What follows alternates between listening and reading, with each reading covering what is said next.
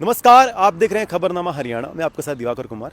आज विश्व धरोहर दिवस है। इसी उपलक्ष्य में जो है खबरनामा हरियाणा निकला है कुरुक्षेत्र की धरोहर से आपको अवगत कराने के लिए। तो इसी बीच जो है सबसे पहले हम यहाँ पहुँचे नाभा हाउस में। आपको बता दें, नाभा हाउस जो है नाभा रियासत के जो है शाही परिवार द्वारा जो है इसका निर्माण करवाया गया था, क्योंकि अक्सर धर्म नगरी होने के कारण नाभा जो है रियासत के शाही परिवार के जो लोग हैं वो अक्सर यहाँ आया करते थे धार्मिक त्योहारों पे, उत्सवों पे, यहाँ पर जो है अपनी जो है रीति रिवाजों को पूरा करने के लिए। और आपको बता दें, मेरे पीछे जो ये नाभा हाउस है ये लाल रंग की लाखोरी ईंटों से बना हुआ है और इसका जो चबूतरा है वो कुछ 4 फीट ऊंचा है, जिस पर जो आप सबसे टॉप पर देखेंगे कि इसके बीच में जो है गणेश जी की एक प्रतिमा जो है लगी हुई है और सबसे ऊपर जो है 15 फीट ऊंचा नवरथ एक मंदिर जो है बना हुआ है, जो कि ब्रह्मा जो है भगवान ब्रह्मा को समर्पित है। तो इसी के साथ साथ और क्या खास इसमें रहने वाला है वो हम आपको आज दिखाएंगे और बताएंगे। तो एक बार कैमरामैन से कहूँगा कि एक बार पीछे जो है कैमरा घुमा दे और हमारे दर्शकों को दिखा दे किस तरीके से जो है ये बना हुआ है। और इसी जो सर्वेक्षण जो है भारतीय पुरातत्व विभाग द्वारा जो है इसको संजोए रखा गया है, इसको बचाए हुए है। और आप देखेंगे कि यहाँ पर जो है बिल्कुल साफ़ सुथरा जो है इसको रखा हुआ है। यहाँ पर पार्क की सफाई की जो है मेंटेनेंस यहाँ पर की जाती है और हर 3 महीने में जो है इसकी केमिकल के साथ जो है यहाँ जो है धुलाई की जाती है इसकी। तो इसी के साथ आगे बढ़ते हैं और क्या इसमें कुछ खास है, इसके पीछे क्या कहानी है और क्या खास बातें इससे जुड़ी हुई है वो आपको हम दिखाएंगे और आपको बताएंगे। अभी हम इसके अंदर है और एक बार मैं कहूँगा कैमरामैन एक बार कैमरा घुमा दे जरा। आप देखेंगे कि यहाँ पर जो है यहाँ पर साइड में जो है यहाँ पर पौधे वगैरह जो लगे हुए होते थे और अभी भी जो है आप देखेंगे तुलसी वगैरह जो है लगी हुई है। बैठने के लिए जो है पर्याप्त जो है यहाँ पर ये जो है बनाए हुए हैं और कमरे जो हैं जहाँ शाही परिवार के जो लोग हैं वो रुका करते थे आकर। आसपास भी नाभा हाउस के जो है मंदिर वगैरह ही बने हुए हैं और धर्म नगरी होने के कारण ही जो है नाभा परिवार के जो लोग हैं उन्होंने इस भवन का निर्माण करवाया था। और इसके पास जो है एक बार कैमरामैन से कहूँगा दिखा दे, कुआं जो है इसके पास जो कि यहाँ पे जल स्रोत का काम करता था। 15 फुट कम से लगभग 15 फुट गहरा जो है कुआं है और इसकी जो एंट्रेंस है, एंट्रेंस पे जो इसका गेट बना हुआ है वो मध्यकालीन जो दुर्ग हुआ करते थे, महल हुआ करते थे, उनकी तर्ज पर जो है लकड़ी का ये महल जो है मजबूत इसका गेट है वो बना हुआ है, जिसमें धारदार एवं नुकीली कीड़े जो हैं जड़ी हुई हैं।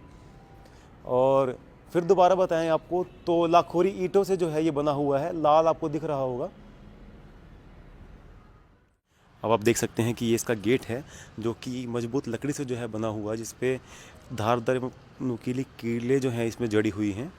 और इसका जो मुख्य द्वार है और कितना मजबूत है आप इसको देख के ही अंदाज़ा लगा रहे होंगे, क्योंकि मध्यकालीन जो है उस समय से जो है इसकी एक प्रतिमा के तौर पर जो है बनाया गया, उसकी तर्ज पर जो है बनाया गया है।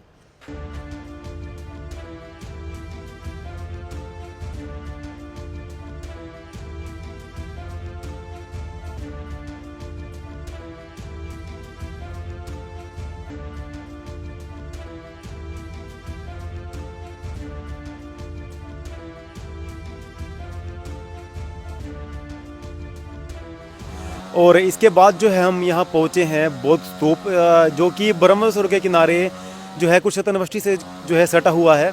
और 2000 साल पुराना ये बौद्ध स्तूप जो है यहाँ पर विराजमान है, क्योंकि कुरुक्षेत्र की इस धरा पर जो है बौद्ध का एक प्रभाव जो यहाँ पड़ा था और उसके प्रमाण जो है आज भी यहाँ हमें मिलते हैं, जिसके तौर पर एक बौद्ध स्तूप जो है हमें यहाँ पर देखने को मिलता है।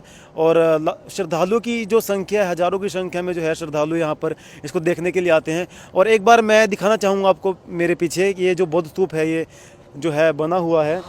और आपको बता दें कि पूरी तरह से बदहाल हो चुके राज्य पुरातत्व विभाग के अधीन स्तूप का जो जीर्णोद्धार है 5 साल से किया जा रहा है। यह कार्य अगले कुछ माह में जो है पूरा होने वाला है।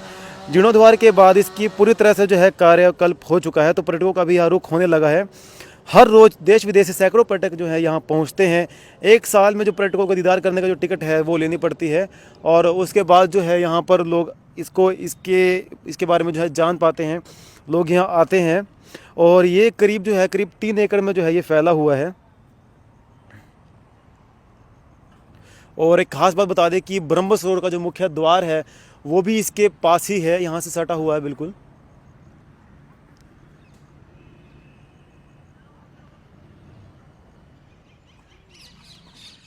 साथ जो है हमारे साथ यहाँ कुछ जो है बुज़ुर्ग जो है यहाँ पर हमारे साथ मौजूद हैं और इनसे आज हम बात करेंगे और जानेंगे इसके पीछे की जो कुछ खास बातें हैं, क्या ये जानते हैं, क्योंकि कुरुक्षेत्र के जो हैं सबसे जो है कुछ कहीं बुज़ुर्ग लोग हैं। और तो इसी के साथ नमस्कार सर, क्या नाम है आपका? मेरा नाम मास्टर कृष्णलाल शर्मा। ठीक है जी। तो क्या बताएंगे जिसके बारे में, यहाँ हर्षवर्धन का टीला है, ये शेख चिल्ला का मकबरा? हर्षवर्धन का टीला है पीछे। कभी हिंदुओं का राज होगा तो यहाँ हर्षवर्धन महाराज का राज था, 504 ईस्वी में था। उसके बाद फिर जैसे जैसे राज बदलते गए, मुसलमानों का होता गया, सरदारों का होता गया, सबको आया, ये चेंजिंग होते रहे।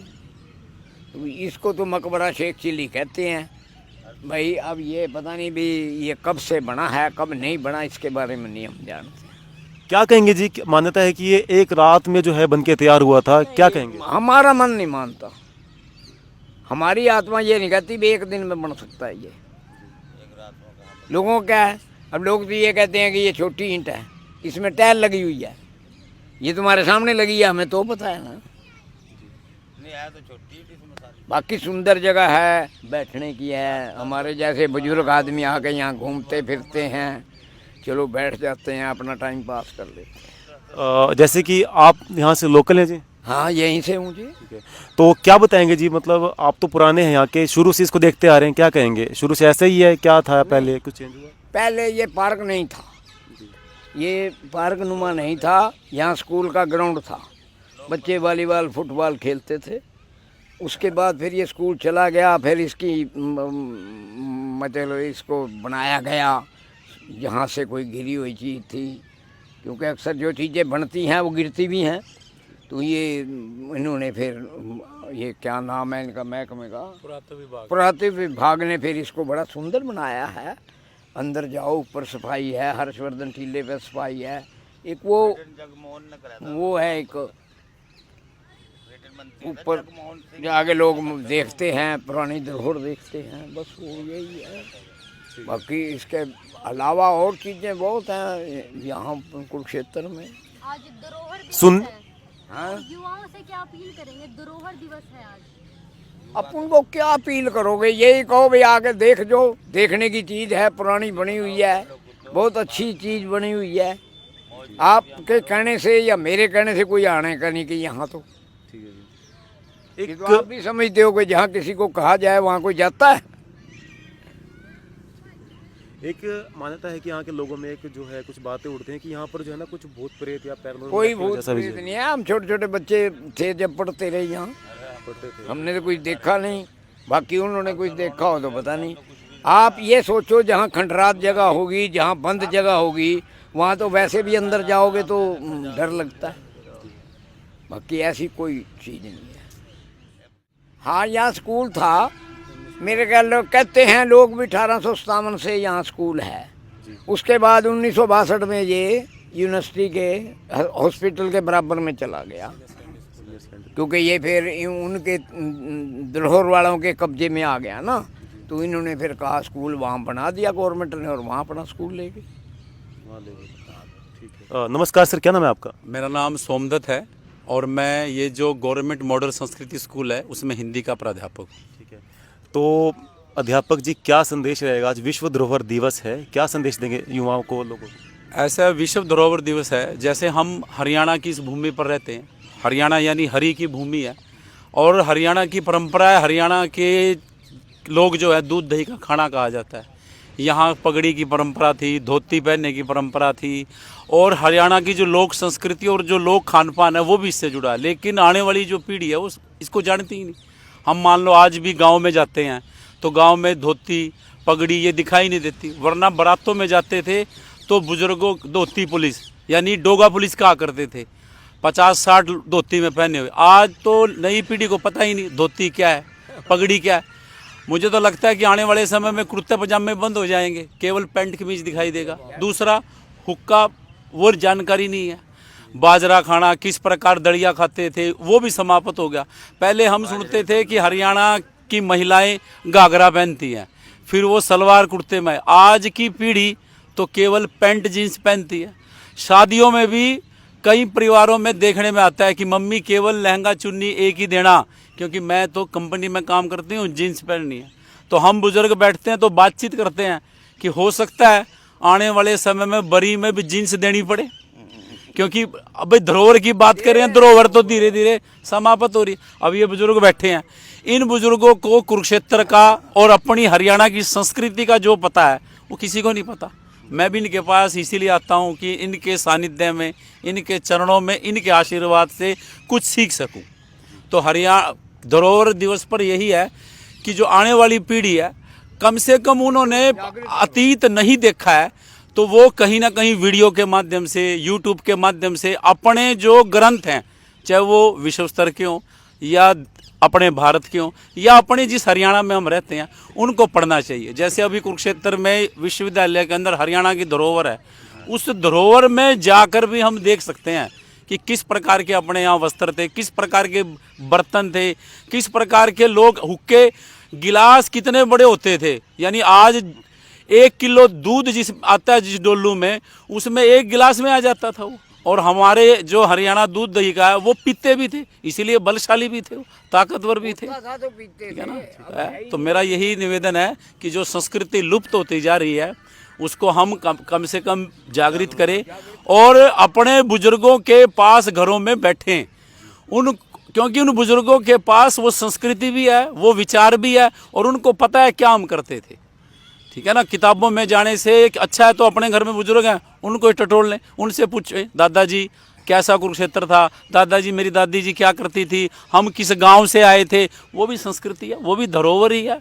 तो इन सबको देखना चाहिए। हमारे पिछले टाइम में देखा जाता था कि हमारे जो बुजुर्ग होते थे वो हमारे लिए धरोहर छोड़ के जाते थे। तो आपको लगता है कि आगे जो नई जनरेशन आ रही है तो आगे कुछ धरोहर बच पाएगी? ऐसे धरोहर कैसे बचेगी?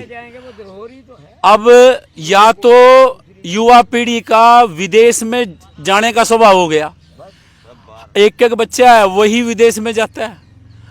यहाँ तक स्थिति सुनने में आती है, आप लोग अखबार पढ़ते हो कि भाई बच्चों के पास अपने माँ बाप का संस्कार करने तक का समय नहीं है, वो विदेश से, धरोहर की क्या बात है। दूसरा, अगर विदेश में नहीं जाता तो वो किसी कंपनी में नौकरी करता है, तो कंपनी में करेगा तो बेंगलोर जाएगा, नोएडा में जाएगा या कहीं दिल्ली जाएगा, तो परिवार के पास बैठेगा, परिवार में रहेगा। 12वीं तक विद्यार्थी परिवार में रहता है, बच्चा परिवार में रहता है। तो मेरा तो ये निवेदन है कि बच्चों को कमाने के लिए भी जाना पड़ेगा, घर में कुरुक्षेत्र में नौकरी नहीं कर सकता वो, तो कम से कम माँ बाप अपने बच्चों से ये कहे कि 12वीं तक, 10वीं तक, जब तक वो स्कूल में पढ़ता है तब तक अपने दादा दादी के पास बैठे, अपने माँ बाप के पास बैठे, उनसे अपनी धरोहर का सीखे, उनके सुख दुख का भी पूछे। बच्चे को, पोतों को चाहिए कि जो दादी खाती है, जो दादा खाता है, किसी दिन उनकी पसंद का भी खाए। वरना परिवारों में दादी दादाजी सोचते हैं, मम्मी ये सोचती है कि भाई बेटे को तो ये पसंद है, पोते को तो ये पसंद है, आलू गोभी खाएगा, तो वो उसकी पसंद के कारण शरीर को नुकसान देना पसंद करते हैं, लेकिन वो अपने उस पोते की, अपने उस बेटे की इच्छा को मरना नहीं चाहते। तो उनको भी सोचना चाहिए कि हमारे बुजुर्ग जीती जागती धरोहर है हमारी, और उन धरोहर के चरणों में बैठकर कुछ ना कुछ सीखे हम। इतना मेरा कहना है। और इसी के साथ आप मेरे पीछे देख सकते हैं, ये कुरुक्षेत्र की, हरियाणा की जो धरोहर है जिसे ताजमहल कहा जाता है, ये शेख चिली का मकबरा और ये हर्षवर्धन का टीला जो है यहाँ पर जो है मौजूद है। मेरे पीछे आप देख सकते हैं। और एक बार जो है मैं गुजारिश करूँगा कि आपको दिखाना चाहूँगा कि एक बार आप देख लीजिए, ये भी जो है कहीं ना कहीं लाखोरी ईंटों से जो बना हुआ है, लाल कलर का है। इसका इतिहास बताए तो ये हरियाणा का ताजमहल जिसे कहा जाता है, जिसको जो है इसका मदरसा सूफी संत जो थे उर्दू अरबी के, उन्होंने जो माना जाता है कि मुगल शहजादे दारा के 1665 के धार्मिक गुरु थे। हल्के पीले जो है साल पहले राजा हर्षवर्धन ने टीले पर जो है उत्खनन जो है किया था। शेख चिली मकबरे से जो सटा राज हर्षवर्धन टीला जो है करीब 1000 मीटर जो है लंबा है, वही 750 मीटर जो है चौड़ा है। इसकी अधिकतम ऊंचाई जो है 15 से 18 मीटर है। इसका उत्खनन कार्य 1987 से लेकर 1988 तक, 1990 से 1991 तक जो है बीच में किया गया था, इसके मध्य जो है किया गया था। उत्खनन के बाद राजा हर्षवर्धन की जो प्राचीन राजधानी थी स्थानेश्वर के रूप में यह टीला प्रमाणित हुआ, जिसका उल्लेख वाण भट्ट व चीनी यात्री ह्वान सेंग तथा अलेक्जेंडर कनिंघम के ग्रंथों में भी दर्ज है। वर्तमान में उत्खनन पुरातत्व वस्तुएं साथ ही शेख चिली के मकबरे में बनाए गए संग्रहालय में प्रस्तुत की गई है। टीले पर हर रोज़ 200 से ज़्यादा पर्यटक पहुँचते हैं। फिलहाल यह टीला पुरातत्व सर्वेक्षण ऑफ इंडिया के अधीन है। इसके आसपास निर्धारित एरिया में अवैध कब्जे का मामला लंबे समय से चला आ रहा है। वर्ष 2016 में अदालत के आदेश पर अवैध कब्जे हटाने को लेकर बड़ी कार्रवाई भी की गई थी।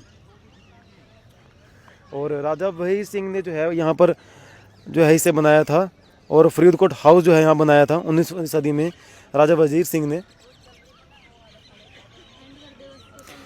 हाँ, तो इसी के साथ आपको जो है हमने हरियाणा की धरोहर से जोड़ा, और हमने आपको दिखाया किस तरीके से जो है विश्व धरोहर दिवस पर जो है आप देख सकते हैं यहाँ पर हमारी जो धरोहर है इसे जो है संभाल कर रखा गया है, ताकि जो हमारी आने वाली पीढ़ी भी जो है इसके साथ जो है जुड़ सके और इसको आगे पहुँचाने का काम कर सके।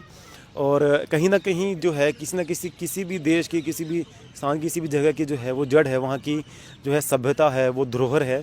तो इसको जितना बचाना जरूरी है, क्योंकि जितना हम इसे बचाएंगे कहीं ना कहीं हम उतने बच पाएंगे। तो इसी के साथ जो है हमने आपको ये दिखाया, और इसको जो है आप एक रूप जो हमने आपको दिया, ताकि आप भी जो है इसका महत्व जान सके, इससे जुड़ सके। और इसी के साथ आज के लिए बस इतना ही, और ऐसी ही तमाम जो है मुख्य जानकारियों के लिए, खबरों के लिए जुड़ रहे खबरनामा हरियाणा के साथ। धन्यवाद।